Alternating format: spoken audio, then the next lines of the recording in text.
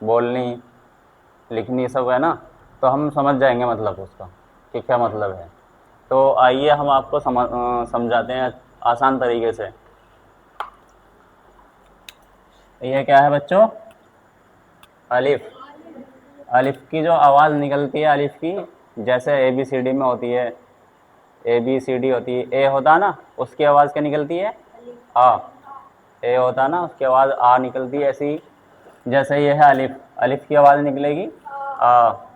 और यह है बा, बा की आवाज़ निकलेगी बा, बा की आवाज़ हो गई बे, जो ये होता है हिंदी में बे। और ता की आवाज़ हो गई ते, ते तरबूज वाला होता ते। और ये हो गई टा, टा की आवाज़ हो गई टे। सा, सा की आवाज़ से। इधर ध्यान करो, जीम की आवाज़ हो गई, ये है जीम, इसकी हो गई जे। और ये है चा, चा की आवाज़ निकलेगी चे। ये है हा, हा की आवाज़ निकलेगी हा, हा की आवाज़ निकलेगी है, हा की आवाज़ निकलेगी है। दाल की आवाज़ निकलेगी दे, डाल की आवाज़ निकलेगी डे, जाल की आवाज़ निकलेगी जे। और रा की आवाज़ निकलेगी रे, अड़ा की आवाज़ निकलेगी अड़े, जा की आवाज़ निकलेगी जे, जे। सीन की आवाज़ निकलेगी से, शीन, ये है बड़ा शीन, जो श होता है ना हिंदी में, शीटी बस्ती इसमें श, तो ये शीन की आवाज़ निकलेगी श। स्वाद की आवाज़ निकलेगी से, जुआत की आवाज़ निकलेगी जे, तो की आवाज़ निकलेगी ते, जा की आवाज़ निकलेगी जे, आइन की आवाज़ निकलेगी आ, गैन की आवाज़ निकलेगी गे, फा की आवाज़ निकलेगी फे, कौफ की आवाज़ निकलेगी के, काफ की आवाज़ निकलेगी के। ये है बड़ा कौफ, मुंह भर के पढ़ा जाता है, और ये है छोटा कौफ। गाफ की आवाज़ निकलेगी गे, लाम की आवाज़ निकलेगी ले।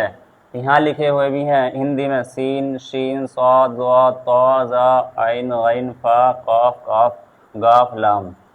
अब आता है मीम, मीम की आवाज़ निकलेगी मैं, नून की आवाज़ निकलेगी ने, वाव की आवाज़ निकलेगी वे, हा की आवाज़ निकलेगी है, हा की आवाज़ ये है दो चश्मे वाला है, ये हा, गोल हा है।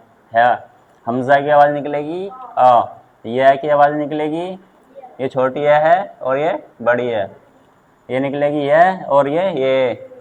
ठीक है, यहाँ लिखे हुए हैं। अब यहाँ समझते हैं हम, ये क्या है? ऊपर जो होता है ज़बर, ज़बर लगता है ऊपर, और ज़ेर लगता है नीचे। पेश कहाँ लगता है? ऊपर। ज़बर, ज़ेर, पेश, ये होते हैं नुक्ते। ये एक नुक्ता हो गया, ये बा के नीचे लगता है। दो नुक्ते हो गए, ता के ऊपर लगते हैं। तीन नुक्ते सा के ऊपर लगते हैं। एक नुक्ता नून के ऊपर लगता है, फा के ऊपर भी लगता है, और ये या के नुक्ते हैं, दो नीचे लगते हैं। तो इसको जो है अगर उर्दू हमें पढ़नी है ज़ीरो से, तो इसको हमें समझना पड़ेगा और याद करने पड़ेगा। ये जो मैंने लिखवाए हैं ये याद हो गए और हमने समझ लिया इनको, तो बहुत आसान तरीके से उर्दू पढ़ना आ जाएगा आपसे। ठीक है, अब हम इसमें से कोई हुरूफ लेके, दो हुरूफ लेके हम कुछ बनाएंगे सेंटेंस, यानी इनमें से दो हुरूफ लेंगे। बताओ कौन कौन सा लेते हैं? चलो मीम और नून ले लेते हैं। मीम और नून, एक होता है ये होता जज़म। ये क्या होता? जज़म। जिस हरूफ के ऊपर होता है वो हरूफ साकिन होता है। जैसे मान लो यहाँ पे नून है, नून के ऊपर जज़म है, तो ये साकिन हरूफ है, यानी ये जो हरूफ है पहले वाले हरूफ के साथ मिलके पढ़ा जाएगा, पहले वाले हरूफ के साथ मिलके पढ़ा जाएगा ये, यानी ये किसी हरूफ के साथ